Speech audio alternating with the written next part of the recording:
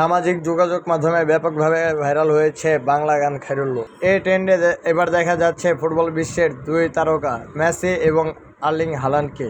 এমন একটি ভিডিও তৈরি হয়েছে যা মুহূর্তেই ছড়িয়ে পড়েছে বিভিন্ন প্ল্যাটফর্মে। তবে গুরুত্বপূর্ণ বিষয় হলো এটি কোনো আনুষ্ঠানিক মিউজিক ভিডিও বা বাস্তব পারফরমেন্স নয়।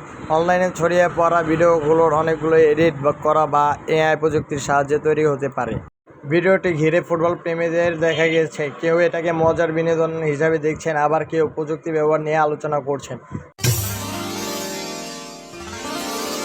খায়রুল্লো তোর লম্বা মাথার কেশ, চিরুল দাঁতে হাসি দিয়া পাগল করলি দেশ। খায়রুল্লো